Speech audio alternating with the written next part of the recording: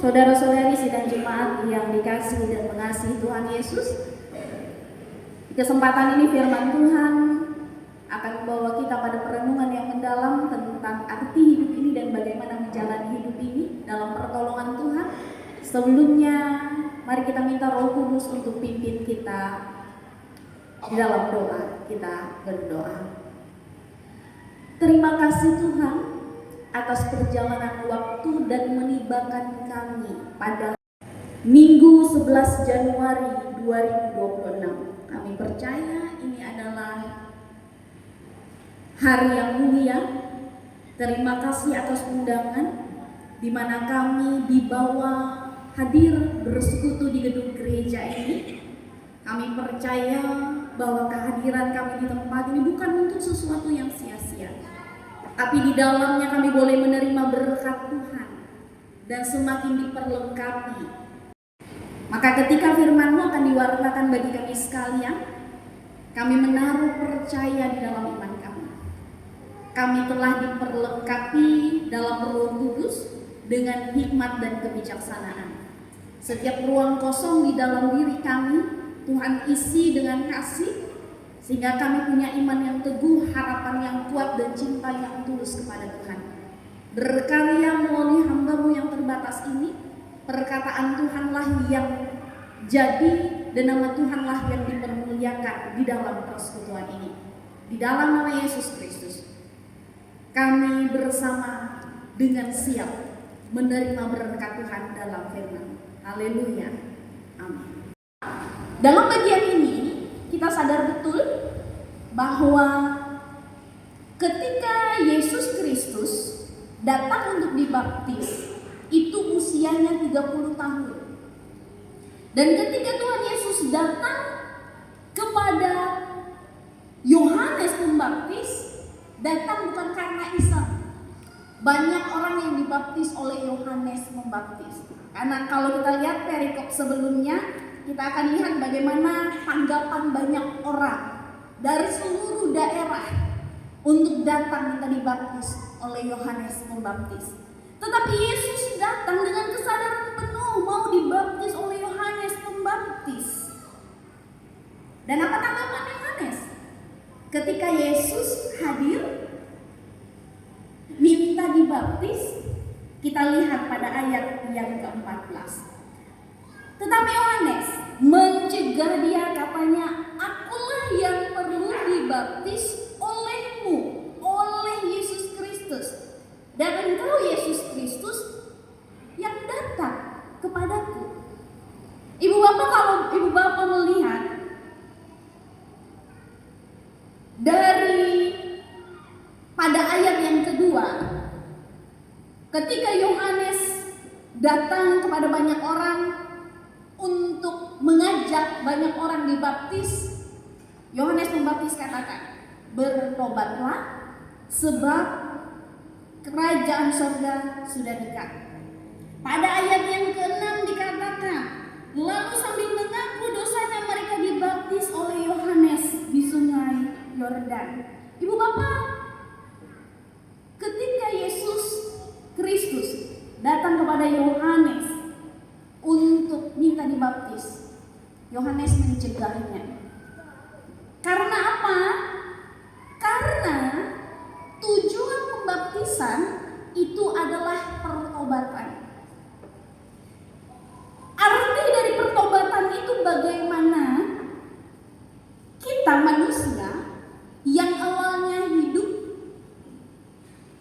dengan dosa, di dalam dosa, sebagai dosa turunan kita dalam keturunan Adam dan Hawa, melepas itu semua, hidup yang lama di dalam dosa.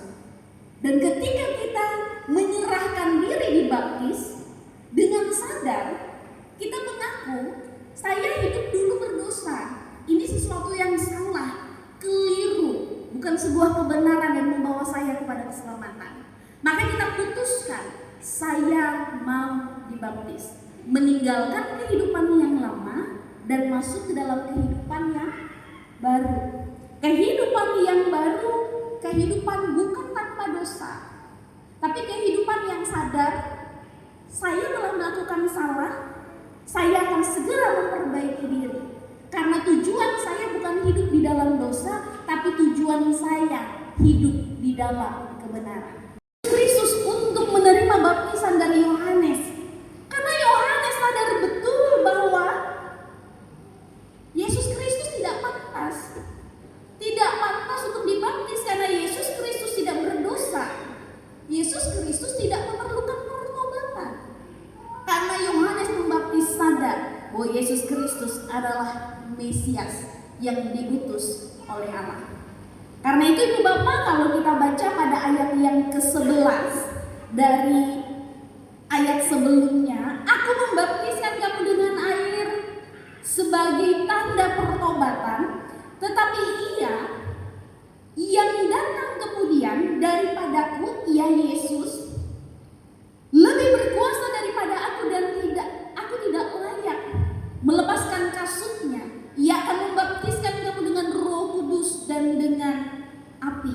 Ibu Bapak, Yohanes sudah memberitakan bahwa baptisan yang ia lakukan menggunakan air, dan yang ia lakukan hanyalah tanda, hanyalah simbol menggunakan air. Tetapi ada baptisan yang akan mereka terima setelah mereka menerima baptisan dari Yohanes. Dikatakan ada dua, dari Roh Kudus dan juga dengan api. Roh Kudus yang dari mana? Yang datang dari Allah yang kudus, Sang Pencipta langit dan bumi, dari Allah yang penuh kasih, yang telah mengaruniakan Yesus Kristus untuk menjadi penawar, penebus dosa kita manusia. Dan dengan api. Kenapa ada lambang api? Karena ada pemurnian di sana. Pemurnian di dalam Yesus Kristus melalui kematian, kebangkitan, dan kenaikannya ke surga. Artinya Yesus Kristus datang untuk memurnikan. Karena itu Ibu Bapak jemaat Tuhan, setiap orang yang menerima keselamatan ditandai dengan mau menerima Roh Kudus menuntun hidupnya, sekaligus mau memurnikan dirinya tentang apa yang baik, apa yang benar, apa yang kudus, apa yang mulia yang ia jalani. Karena dia sadar hidup bukan lagi miliknya, tapi hidup milik Allah. Lalu apa tanggapan Yesus Kristus ketika pada ayat yang ke-14 Yohanes mencegah untuk tidak membaptis Tuhan Yesus. Pada ayat yang ke-15 lalu Yesus menjawab kata Yesus kepada Yohanes membaptis, biarlah hal itu terjadi karena demikianlah sepatutnya kita menggenapkan seluruh kehendak Allah. Dan Yohanes pun menurutinya. Ibu Bapak, yang pertama dari bagian ini, kenapa Yesus Kristus kemudian menjelaskan, menegaskan biarlah itu terjadi karena itu yang Tuhan mau. Paling tidak ada 3 hal yang mau diarahkan oleh Yesus Kristus dalam kalimat ini. Yang pertama, bahwa baptisan yang Yohanes Pembaptis lakukan itu adalah sesuatu yang benar. Dia bukan nabi palsu yang mencari keuntungan, tapi adalah sesuatu yang benar dan itu bagian dari kehendak Allah. Baptisan adalah tanda pertobatan. Dan Allah mau seluruh umat manusia bertobat. Bukankah apa yang dikatakan Yesus Kristus sebelum dia naik ke surga? Mengatakan kepada murid-muridnya, jadikan semua bangsa muridku dan baptiskan mereka. Artinya keselamatan yang kita terima dari Yesus Kristus tawarkan itu bukan hanya milik orang percaya, tapi juga milik orang-orang di luar sana. Semua bangsa, semua suku, dan orang-orang lain yang ada di sekitar kita yang belum percaya. Yang kedua, ketika Yesus Kristus katakan, demikianlah sepatutnya ini terjadi, baptisan ini dilakukan menurut kehendak Allah. Artinya, Yesus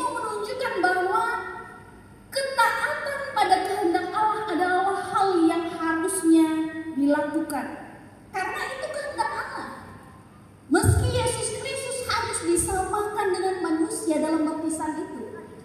Baptisan adalah tanda pertobatan. Ketika Yesus Kristus dibaptis, bukan berarti Tuhan Yesus berdosa, tapi dia mau menunjukkan ketaatan kepada Allah. Ini posisi saya juga manusia. Dan Ibu Bapak jemaat Tuhan, inilah hal yang seharusnya kita lakukan. Ketika anak Allah sendiri mau taat kepada kehendak Allah, kenapa kita tidak taat kepada Allah? Padahal kalau kita pikir, di antara seluruh manusia dikumpulkan jadi satu, lihat dari surga, saya kira kita seperti debu. Bayangkan kalau ditiup oleh angin, debu yang kita punya akan terbang. Artinya, harusnya kita sadar pada posisi ini. Yesus Kristus itu adalah orang Yahudi.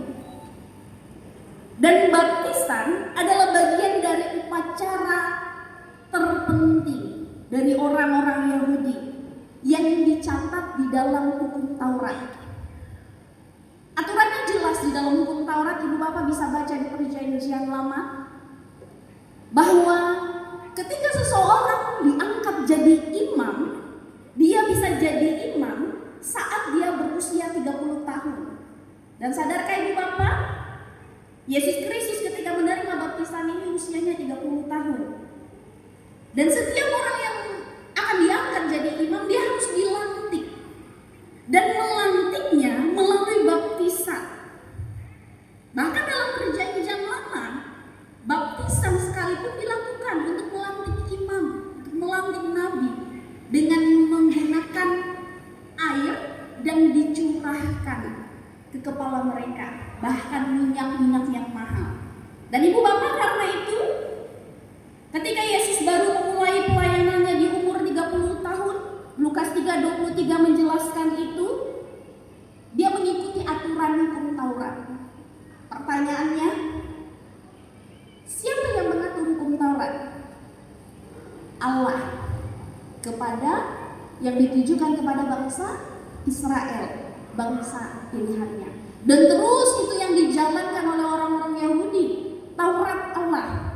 Artinya, poin yang ketiga, ketika Yesus Kristus melakukan baptisan,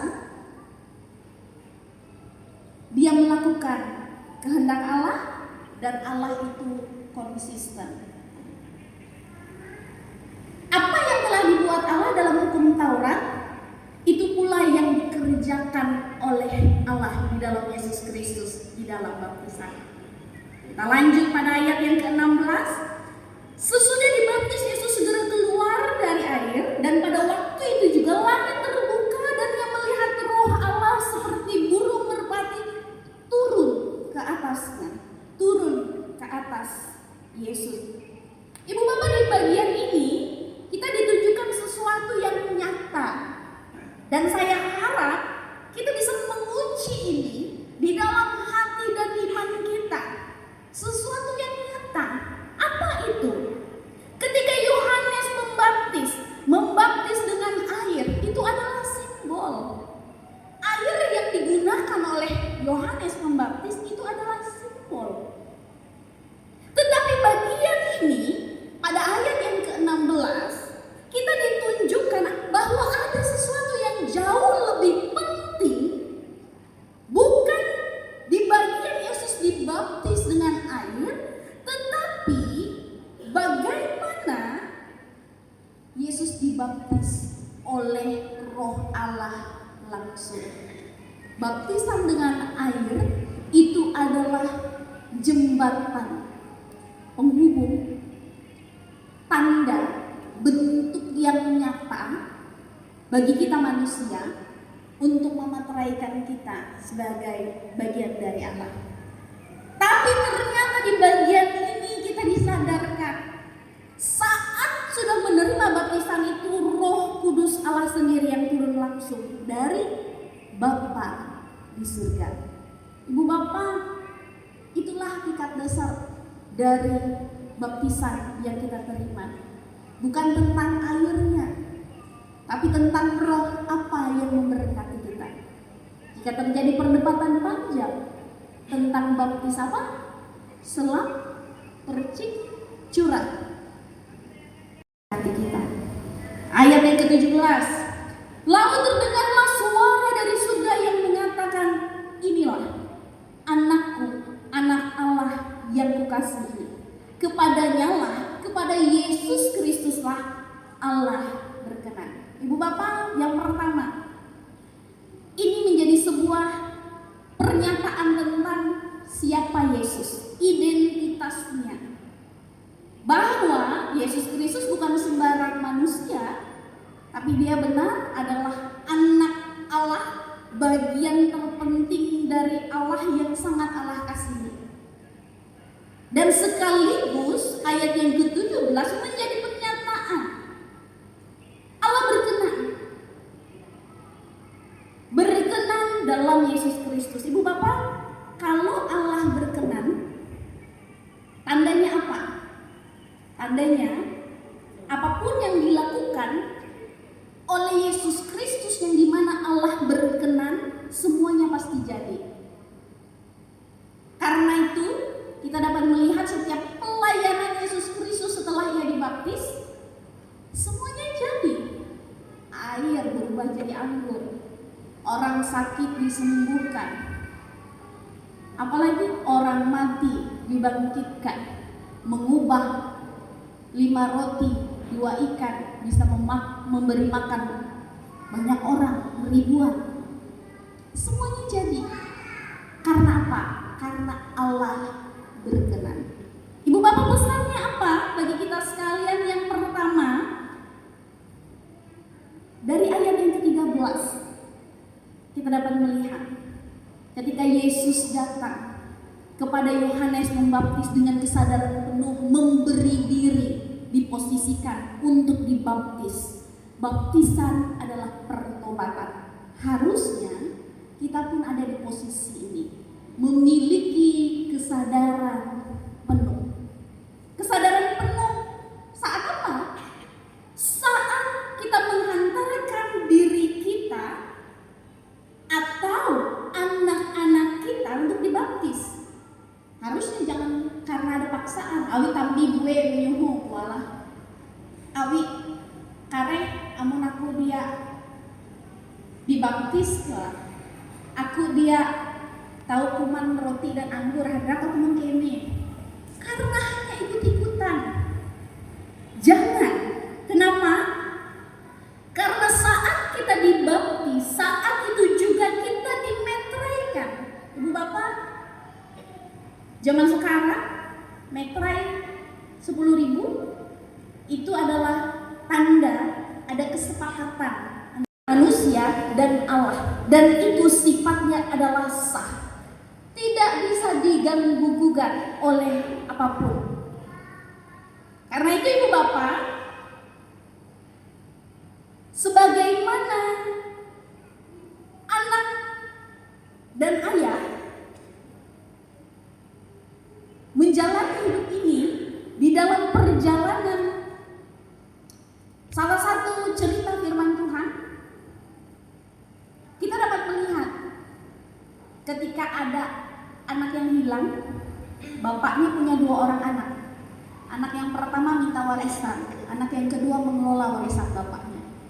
Anak yang kedua pergi dengan hidup yang ia mau. Apakah ketika dia pergi dengan hidup yang ia mau, ia kemudian batal atau tidak lagi jadi anak bapaknya? Tidak, dia tetap anak bapaknya. Dan ketika ia kembali, apakah ia harus dilahirkan kembali untuk jadi anak bapaknya? Tidak. Dan dalam hal ini kita disadarkan bahwa sebagai anak-anak Allah yang sudah dibaptis dan dimateraikan, jangan sampai kita melakukannya 2 kali. Meskipun kita telah pergi melakukan dosa. Bahkan kalau kita yang sudah dibaptis kemudian pergi berkelana dengan kepercayaan-kepercayaan yang lain, tidak otomatis memutus jati diri kita. kita yang sudah dimateraikan sebagai anak Allah. Tetapi itu sesuatu yang sudah mengikat dalam hidup kita, pentahiran itu. Tapi Allah sedang menunggu anak-anaknya yang lagi pergi ini seperti anak yang hilang kembali. Dan kembalinya anak ini tidak perlu lagi dibaptis. Karena apa? Karena kuasa yang sama itulah yang memateraikan satu kali untuk selamanya. Yang perlu apa? Seperti cerita anak yang hilang dalam perjanjian baru, yang perlu adalah berbenah diri ke sesuatu yang lebih baik lagi. Semakin berbenah diri, itu yang Tuhan mau. Ibu bapak, tidak sedikit, saya sedikit menyentuh, mungkin ini sesuatu yang sensitif. Banyak yang saya pernah temui melakukan baptis beberapa kali. Kenapa saya sentuh ini? Contoh sederhana, tapi di tahun demi tahun berlalu, sedang tren baju pengantin warna merah. Saya katakan dengan suami saya, ih, malah kita mau baju pengantin warna bahandang, kita kawin hindai yuk, kita diberkati hindai yuk. Ibu bapak, saudara-saudari yang terkasih, apakah penting gara-gara baju kemudian kita diberkati kembali? Ibu bapak, yang saya yakin yang terpenting bukan bajunya, tapi sumpah pernikahan itu. Pernikahan jadi sah karena Tuhan yang berkati pernikahan itu, bukan soal bajunya. Saya kira sampai sini kita paham bahwa baptisan bukan tentang harus ini dan itu, tapi siapa yang memberkati kita. Dan berkat itu sama seperti berkat pernikahan, satu kali sampai maut memisahkan. Ibu bapak, mungkin ada pertanyaan Ibu Pendeta, bagaimana tadi dikatakan bahwa sama seperti Kristus datang kepada Yohanes dengan kesadaran penuh, kita juga harus dengan kesadaran penuh minta untuk dibaptis. Bagaimana dengan anak-anak kita, Ibu Pendeta? Kan masih kecil, belum sadar.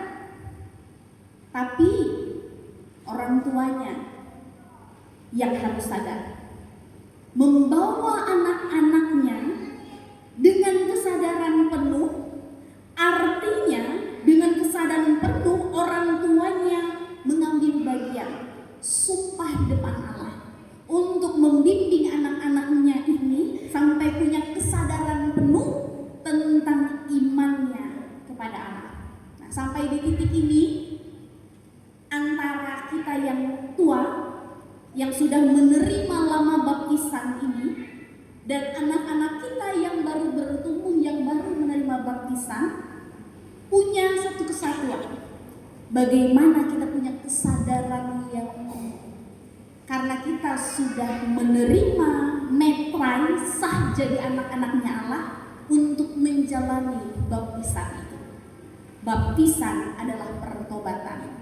Maka harusnya seluruh bagian dalam hidup kita adalah berbenah diri semakin lebih baik lagi. Yang terakhir, yang kedua, ayat yang ke-17, bagian yang terakhir, kepadanya lah aku berkenan. Ibu bapak, secara pribadi saya suka sekali dengan ayat ini. Karena apa? Karena ini satu bagian yang harusnya meneguhkan kita tentang rasa syukur tak terhingga memiliki Yesus Kristus di dalam kehidupan kita. Ibu bapak, dalam nas ini ditegaskan bahwa kepadanya lah aku berkenan. Artinya di dalam Yesus Kristus Tuhan Allah berkenan. Apa yang dilakukan oleh Yesus Kristus semuanya ya dan amin. Itu yang terjadi. Ibu bapak, kata berkenan bahasa Yunaninya eudakeo, yang berarti Allah sangat puas, sangat setuju dengan Yesus. Karena ketika Allah puas dan setuju dengan keberadaan Yesus, sehingga apa yang dikerjakan oleh Yesus Kristus semuanya terjadi. Ibu bapak, Contoh sederhana, kita butuh apa? Minta apa dengan Tuhan? Contoh sederhana, kita minta mobil. Allah berkenan adalah ketika Allah nyatakan kamu layak menerima mobil itu dan kamu mampu mengelola mobil itu dengan baik. Disitulah titik artinya Tuhan berkenan, maka jadi kita dapatkan itu. Di poin ini kita diajak bersyukur punya Allah di mana Yesus Kristus berkenan. Kita bersyukur karena artinya sampai Yesus Kristus naik ke surga itu adalah penyertaan Tuhan, jalan Tuhan yang baik, kudus dan suci mulia. Itu yang terjadi dalam iman kita, bukan sesuatu yang bohong, bukan sesuatu yang hanya dongeng, tapi itu sesuatu yang real, ya dan amin. Dan dari ini kita juga diajak bagaimana membawa diri kita berkenan kepada Tuhan. Dan Tuhan berkenan kepada orang-orang yang mau hidup di dalam pertobatan. Selalu mau cepat sadar saya salah. Bagaimana saya mau memperbaiki diri saya menjadi lebih baik lagi. Dan disitulah Allah berkenan. Dan ketika Allah berkenan kepada kita, maka kita akan melihat bagaimana kita boleh menerima kebaikan demi kebaikan yang Allah mau curahkan. Mari kita naikkan syukur kita karena kita semua sudah dimateraikan dalam baptisan dan kita sah menjadi anak-anak Allah. Sebagai anak-anak Allah, kita dilayakkan. Artinya kita diberikan sesuatu yang tidak diberikan oleh dunia, yaitu anugerah Allah. Baik yang sudah, sedang dan akan diberikan kepada kita dalam waktu selanjutnya. Pesan yang terakhir Ibu Bapak, bagi kita sekalian jangan hanya menerima anugerah, mau yang enak-enaknya saja. Tapi kita juga diajak, sekaligus diajak untuk menjadi manusia yang mau menyerahkan hidup kita kepada Allah, untuk Allah yang atur, karena Allah sebagai sumber anugerah di dalam kehidupan kita. Tuhan memberkati kita dan amin.